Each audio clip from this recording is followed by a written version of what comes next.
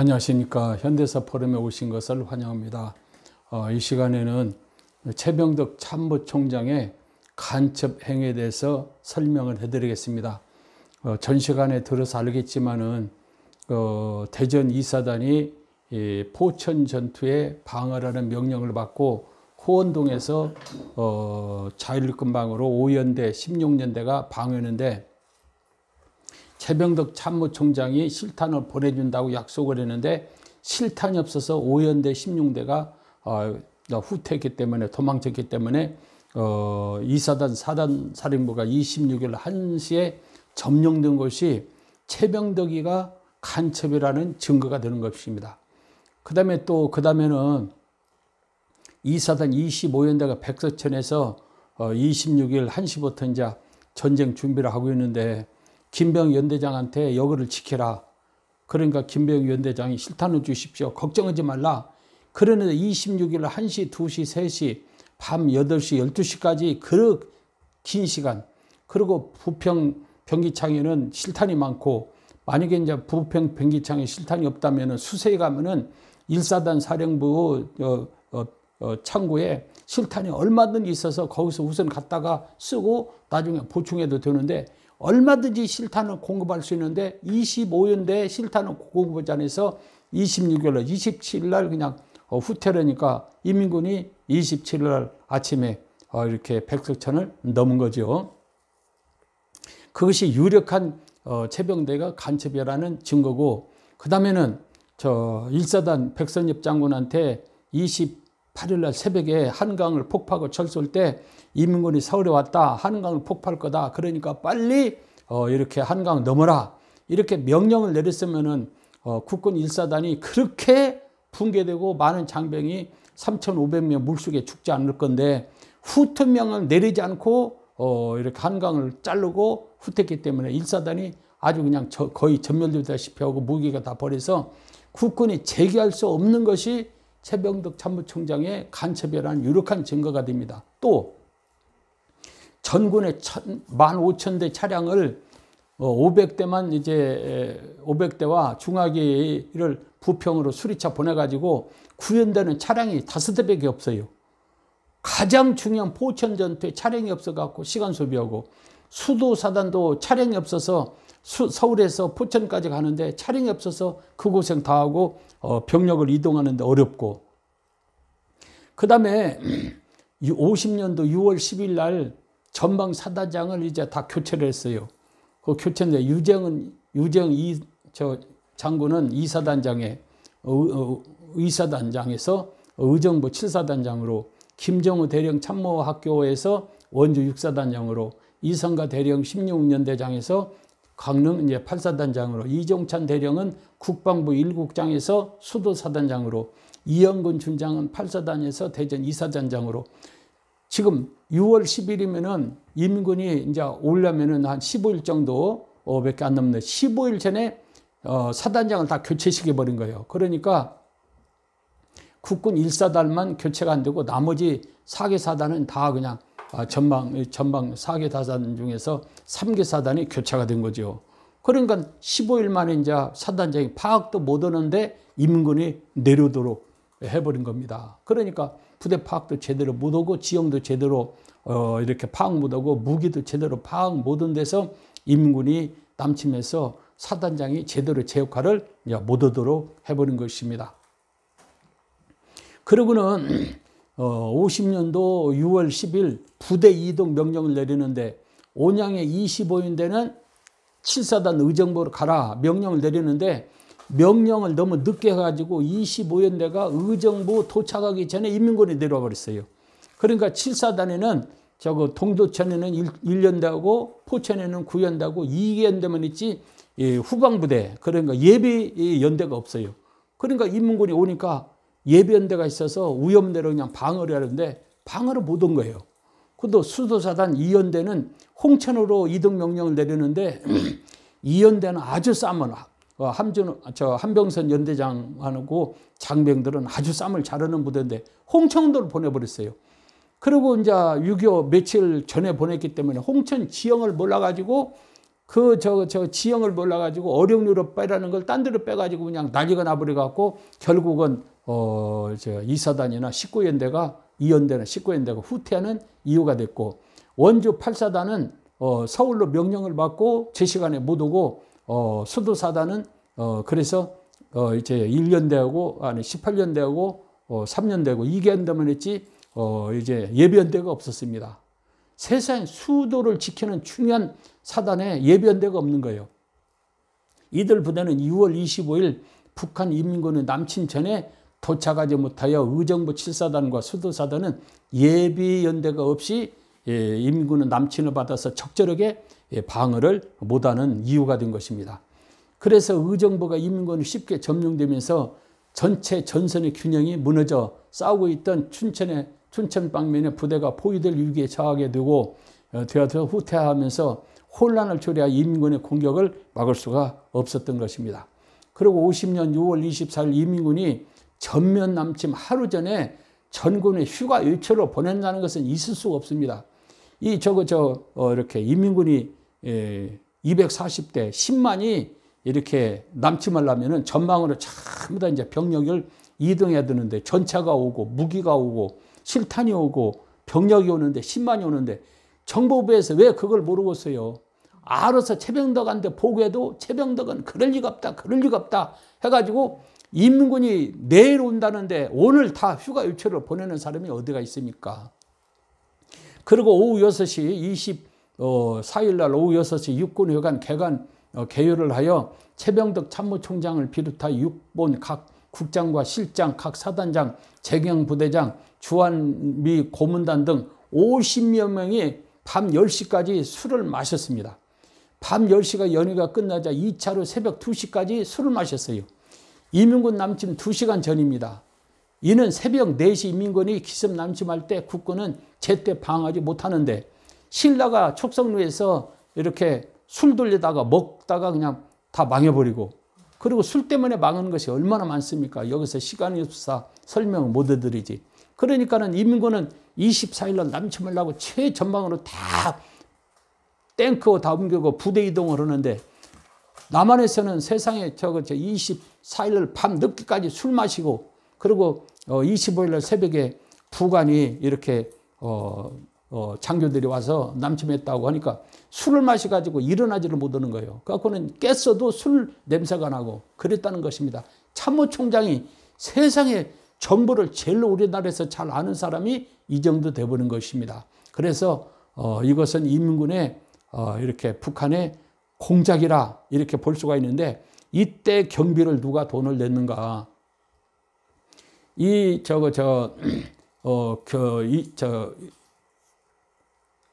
육군 파티에 이렇게 돈을 냈는데 정국진이라고 그래요. 그 사람이 포천으로 해서 이제 북한으로 이제 도망가 버렸죠. 이 사람이 돈을 냈는데 이 사람이 간첩 역할을 하는데, 간첩 역할을 하는 사람이 7사단 공병부대단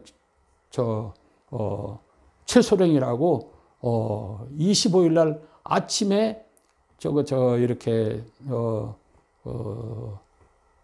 대한국장 옆에 한식집에서 결혼식을 하는 거예요. 그러니까 7사단 참모들이 결혼식에 다 참석했을 때 인민군이 내려와서 이 공병부대 최정훈이가 이렇게 다이너마이트도 준비하고 방어진지도 준비하고 실탄도 다 준비하고 이렇게 해야 되는데 하나도 준비를 안 해가지고 의정부가 뚫리게 만드는 그런 소령 공병부대장이 이 간첩 노릇한 것입니다. 그러니까 최병덕이나 여러 사람이 군 숙청에 했는데도 이 44,700명 그리고 5,500명이 군인에서 다 숙청하고 탈영했는데도 이렇게 최병덕, 최정훈 여러 사람이 남아가지고 공작을 한 것입니다. 조암중령 같은 사람들.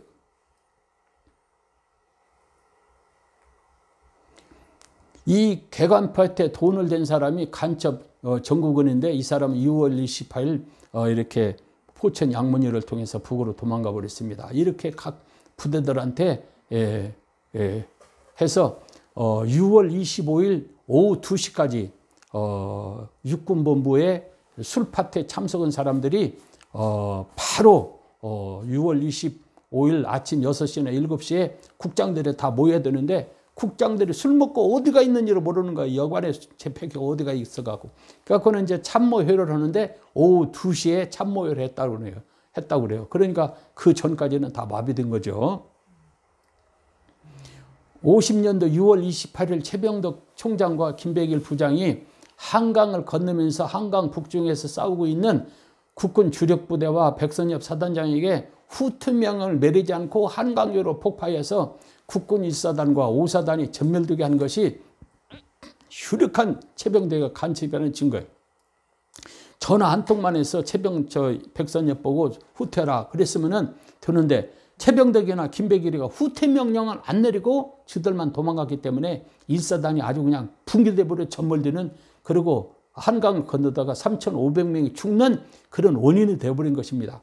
근데 지금도 최병덕이가 간첩인지 아닌지, 그리고 이렇게 흑석동에 그 국군묘지 장군묘에 가면은 최병덕 묘가 딱 거기 있고, 그리고 구례 하동전투 이렇게 최병덕 기념비에 가면은 지금도 그냥 있어요. 참 그거 보면은 참 한국 사람은 역사를 아는지 모르는지 모르겠어요. 6월 25일 오전 7시 최병덕 총장은 신성무 국방장관에게 인민군 남침을 보고했어요. 그러니까 25일 오전 7시. 그러면은 국방장관은 즉시 이승만 대통령한테 가서 인민군이 이렇게 남침을 했습니다.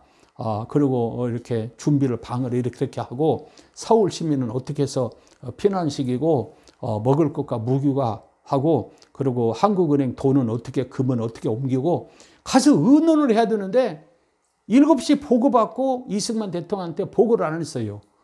오전 10시 10분경 인민군 남침을 이승만 대통령 아르는데 그것은 국방장관 신성무 보고에 의해서 아는 것이 아니라 경찰이 보고를 해서 알게 된 것입니다. 그래서 신성무도 최병덕 같이 이렇게 간첩 역할을 했다는 것을 우리가 알 수 있어요.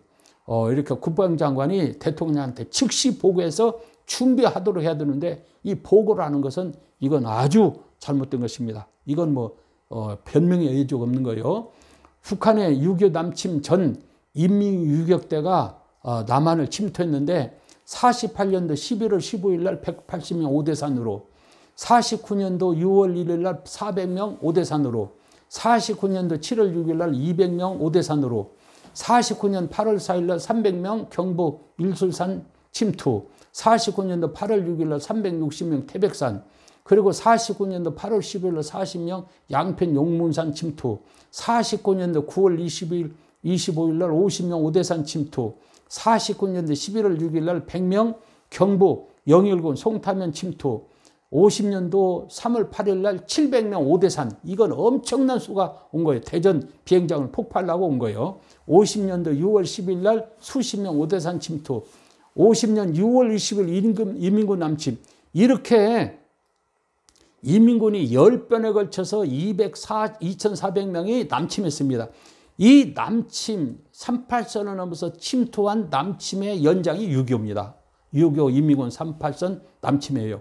이렇게까지 북한에서는 남침에서 후방을 괴롭힌 다음에 전면으로 남침하려고 준비를 이렇게 하고 있었는데, 세상에 남한에서는 세상에 먹을 것도 안 가지고 실탄도 안 주고 싸우라고 이렇게 다이나마이트도 준비하지 않고 이렇게 준비 안 한 것이 결국은 4일 만에 인민군이 서울을 점령한 것이죠.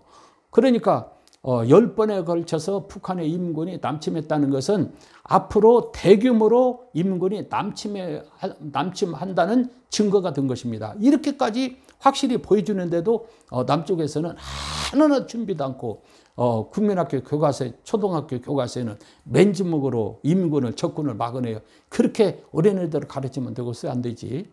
이건 변명의 여지가 없어요. 이상과 같이 북한 인민유격단이 10회에 걸쳐서 2,400명이 38선을 넘어 침투하여 2,000여 명이 사살되고 400여 명이 살아서 북으로 도망갔습니다. 인민유격대를 침투하여 연장이 6.25 남침입니다. 인민군은 2,400명, 240대 전체와 10만 대군이 남침하기 위해서 38선에서 집결했습니다. 누구든지 인민이 곧 남침할 것이라는 것은 삼척종자도 다 아는데 세상의 남쪽에서는 이렇게 준비를 안 해서 4일 만에 서울이 점령된 것입니다. 이것은 신성모 최병덕이가 간첩이라는 유력한 증거입니다. 그래서 지금이라도 신성모 최병덕을 처벌해야지 어떻게 최병덕이가 국군묘지 장군묘지에 있고 하동에 기념배가 있습니까? 세상에 이럴 수가 어디가 있겠습니까? 그러므로 임군의 남침은 비밀이라는 것 있을 수가 없고 공개된 것입니다. 철저히 준비하는데 최병덕 총장은 방어 준비를 하지 않고 오히려 국군이 망할 간첩 일만 한 것입니다. 이것에 대해서 이사단 이영근 장군, 그 다음에 박정인 장군, 유관종 중령 등과 하우스만 대위도 똑같은 의견을 갖고 있어요. 이영근도 자기가 죽기 전에 책을 썼는데 10가지 의문점, 최병덕에 대해서. 그래서 자기는 이거 다 밝히지 못하고 세상을 떠나는데 후배 누군가가 최병덕 간첩에 대해서 10가지의 의문점을 해결해달라. 책을 써놓고 돌아가셨어요. 박정희는 6.25 때 이렇게 정보국 대위였는데 참 기적적으로 북진했다가 살아서 나온 사람인데 박정희에 대해서 이렇게 최병덕에 대해서는 너무 잘 아는 사람이에요. 그러니까 최병덕이가 간첩이라는 것을 알지만은 군인이고 자꾸 상관이니까 말로는 표현을 못하고 간첩이다. 그것을 인정한 사람이요. 유관종이라는 중령은 국방부 전사편찬 위원인데 평생을 이렇게 최병덕에 대해서 연구를 했는데 유관종도 최병덕은 간첩이다. 하우스만 대위는 한국의 유일한 미군이 6.25 때부터 오랫동안 한국에 남아있는데 이 사람도 이 하우스만 대위 책도 보면은 최병덕 김백일은 간첩이었다. 이렇게 기록을 하고 있습니다. 그러니까는 최병덕 김백일은 빼도 박도 못하는 간첩입니다. 이렇게 4일 만에 서울이 점령된다는 것은 그 사람들의 간첩 행위 때문에 이렇게 망해버린 거예요, 국군이. 그런데 지금도 이것을 밝히지 않고 그걸 덮어버리고 넘어간다는 것은 이건 있을 수가 없는 이야기예요. 이승만 대통령은 49년 1월부터 말까지 우리 국군은 북진할 수 있는 모든 준비가 되었다고 하였으나 막상 임군이 남침하자 50년 6월 27일 새벽 3시 인민군이 의정부에서 창동으로 공격할 즈음 경부대를 떠나 대전으로 피는 같습니다. 그러니까 막 북진한다고 그냥 기자회견하고 금방 그냥 인민군이 남치면은 이제 점심은 평양에서 저녁은 신의지에서 먹는다고 해서 국민들은 인민군이 이제 남치면은 이겨가지고 통일할 줄 알았는데 4일 만에 서울을 점령되고 대통령이 3일 만에 그냥 경무대를 떠나서 대전으로 도망가 버리고 그리고 150만 서울 시민이 28일, 27일 자고 나니까 28일 임군이 점령하니까 피난도 못하고 이게 일본 치하에서 36년 동안 고생했다가 해방된 지 5년 만에 일어난 일이에요. 얼마나 기가 막힙니까? 그러니까 우리는 후진국 소리를 면할 수가 없어요. 이것을 해결해야 우리가 후진국을 면하고 우리가 선진국이 될 수가 있습니다. 선진국은 확실해야 돼요.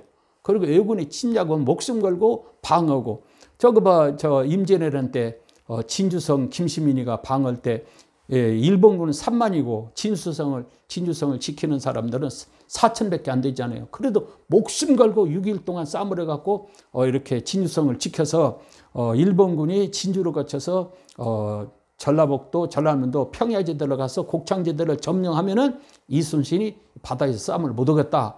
그랬는데 진주성을 막았기 때문에 일본군이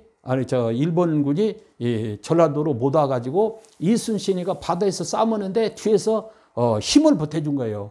만약에 일본군이 전라도를 점령했으면 이순신이가 싸움을 못 하고 23승을 할 수가 없어요. 그러니까 김시민이가 목숨 걸고 결국은 진주성 막다가 죽었죠. 이렇게 막아주니까 이순신 같은 훌륭한 사람이 나타난 거예요.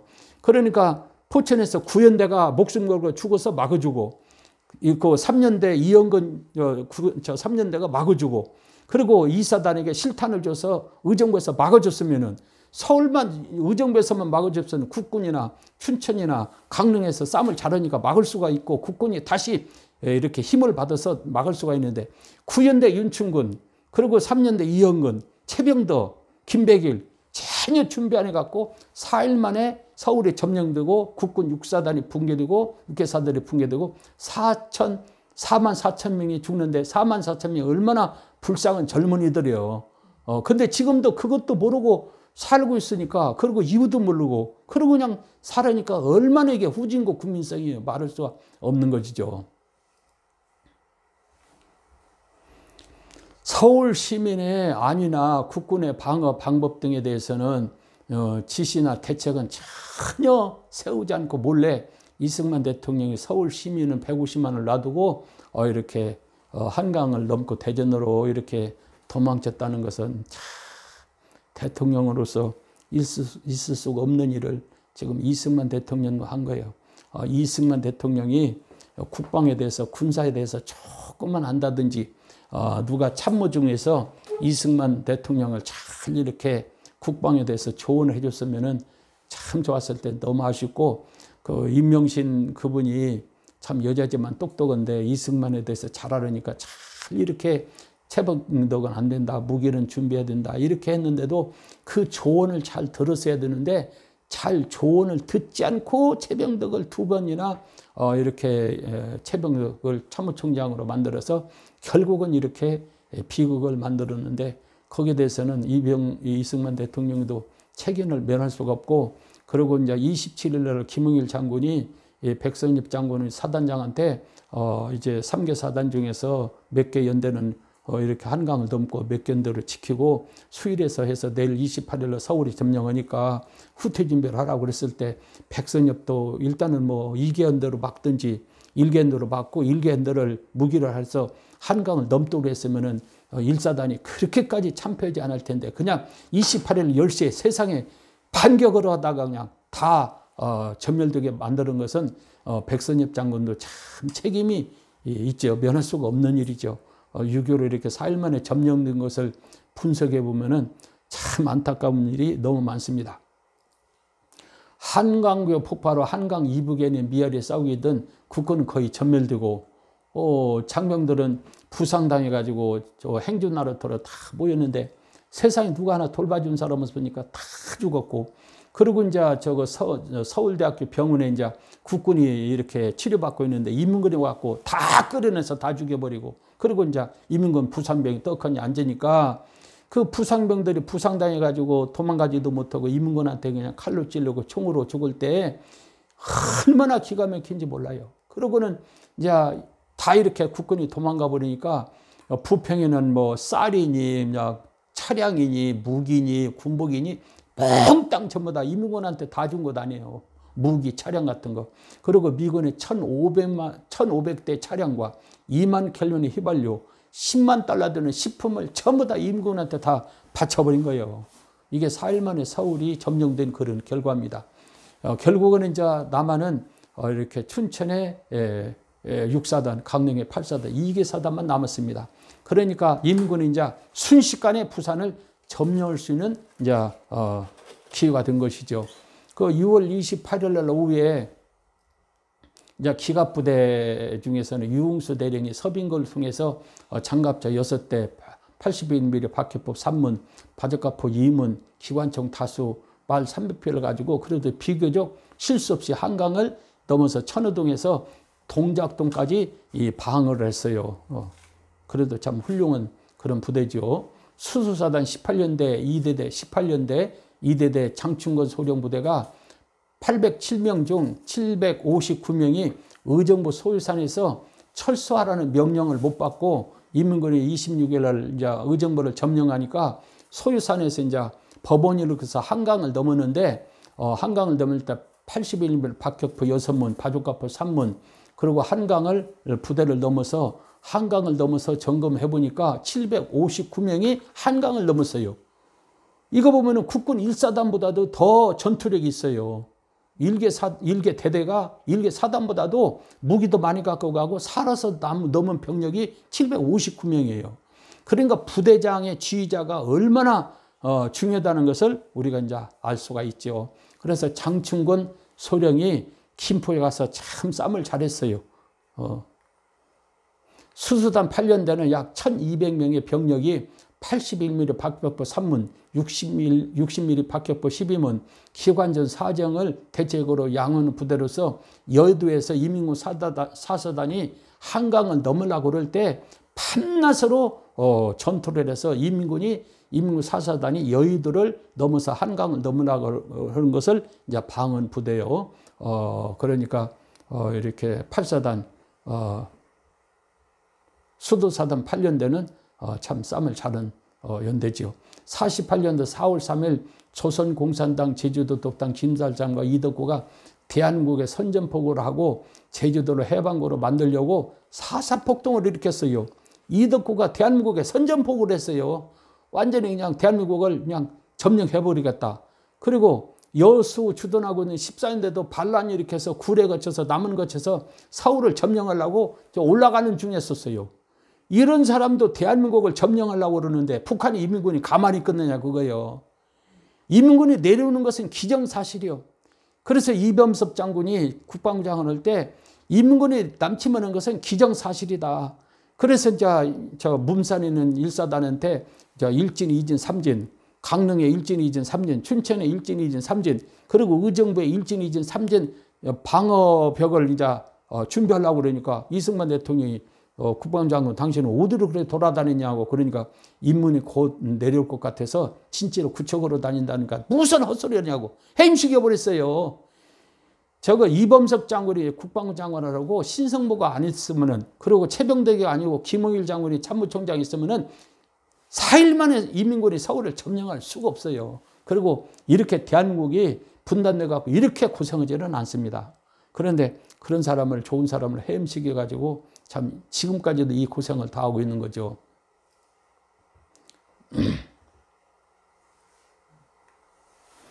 50년도 6월 28일 새벽 2시 30분 한강교가 폭파될 때 인도교는 폭파되고 철교가 둘이 있는데 상행선은 폭파되고 하행선의 철도가 폭파되지 않았어요. 그래서 이제 28일에서 30일까지 3일 동안 이렇게 인민군이 서울에 있고 남침하지 않을 때 노량진 근방에서 다이나마이트를 묶어가지고 그 철로를 폭파시켜야 돼요. 근데 3일 동안 인민군이 오지도 않고 여의도에서 국군 8년대가 잘 방어하고 있고 그러니까 노량진에서 얼마든지 폭파시킬 수가 있는데 최시한식 공병대나 이렇게 정일군 참모총장이 거기로 폭발하고 명령을 안 내려서 인민군이 그 한강 철교를 해서 낙동강까지 보급선이 물건이 군수품이 내려가서 결국은 낙동강에서 얼마나 고생을 많이 했어요. 그걸 폭파했으면 다리가 길이 없어가지고 보급을 제대로 못 오는데 그걸 폭발하라는 거예요. 그리고 임미군 3사단 이영호 소장은 수색대를 보내보니까 한강철로 하나가 안 끊어졌어요. 그래서 여기에다 목판을 깔고 넘어가면은 되겠구나. 그걸 28일 날 11시 30분에 서울을 점령하고 김웅 장군한테 보고를 했어요. 그리고 즉시 한강을 넘도록 허락해주라. 목판 깔고 가면은 28일 날 오면은 노량진에 도착하겠다. 그러니까 이렇게 이제 건을 하고 인민군 6사단 방우산 소장이 김포를 점령했기 때문에 김포 밑으로 해서 영등포로 수원으로 해서 영등포에서 그냥 우회로 공격해버리면은 이거 뭐 국군은 이제 오도 가도 못 오죠. 그렇게 이제 건을 했어요. 그러니까 김은 군단장은 전선사령관 김책한테, 김책은 이제 김일성한테 보고를 했어요. 김일성은 바로 그냥 인민군 이영호 사단장 보고 야 한강 넘어. 그랬으면 대한민국 끝날 건데 그걸 박헌희한테 물어봤네. 이걸 인민군을 넘어야 될 건가 말아야 될 건가? 그러니까 박헌희가 넘으면 안 된다는 거예요. 왜 넘으면 안 되느냐? 만약에 인민군이 한강을 넘으면은 인민군이 남침한 걸로 미군이나 전 세계가 알게 된다. 그러면 남침하게 되면은 미군이 참전할 수 있는 명물이 된다. 그러니까 임근이 서울만 점령하고 있어야지 한강을 넘으면 안 됩니다. 그럼 어떻게 하면 되느냐? 지금 남쪽에는 남도당원이 20만 있고, 그리고 반란도 일으킬 수가 있으니까 조금만 기다려라. 그러면은 반란도 일어나고 폭동이 일어난다. 그러면은 인민군이 부산 가기 전에 완전히 남한을 점령할 수 있으니까 기다려 주시라. 가만히 생각하니까 김일성이가 그 말도 맞거든. 그래서 28일 날 이영호 보고 한강을 넘으라 명령을 내리지 않고 28일 날 기다린 거예요. 그러는데 전 시간에 이야기했듯이 4.3 폭동에 의해서 13대 반란이 일어나고 13대 반란이 일어나서 국군 안에는 남로당은 10,000명이 다 숙청되고, 그리고 남로당은 60만 중에서 30만이 전향을 하고, 그리고 김삼룡, 이주와 성시백이 다 잡혀버리고, 지도자가 없으니까 폭동을 일으킬 수가 없어요. 그러는데 세상에 박헌영은 그래도 남쪽에 나를 지지하는 사람, 남로당을 있어서 폭동 일으키고 반란 일으킬 거니까 조금만 기다려달라. 그러니까 김일성은 그냥 전선사령관 김책한테 좀 기다리라. 김책은 김응한테 기다리라. 김응은 이영우 소장한테 기다리라. 그래서 기다린 거예요. 그러니까 이영우 소장은 김책한테 박헌희가 38선만 넘으면은 남쪽에서 봉기가 일어난다고 그랬는데, 우리가 포천을 점령해도 안 일어나고, 의정부를 점령해도 안 일어나고, 수일이를 점령해도 안 일어나고, 서울을 점령해도 안 일어나고, 이것은 남쪽에서 봉기가 일어나지 않는다는 것입니다. 그러니까 지금 무조건 한강을 넘어야 됩니다. 만일에 미군이 개입하면 우리는 난리 납니다. 이렇게 막 한절은 뛰면서 김응한테 이제 건의를 한 거죠. 그 소리 듣고 김응은 또 김책한테, 김책은 김일성한테, 김일성은 이영호 말을 들으면 이영호 말에 맞고, 그리고 박헌영 말을 들으면 박헌영 말에 맞고, 고민이 아주 말도 못하게 많았다고 그럽니다. 오늘은 여기까지 하겠습니다. 그리고 다음에 또 말씀드리겠습니다. 오늘은 여기까지 하고 다음에 또 최병덕 간첩 행위에 대해서 말씀드리겠습니다. 감사합니다.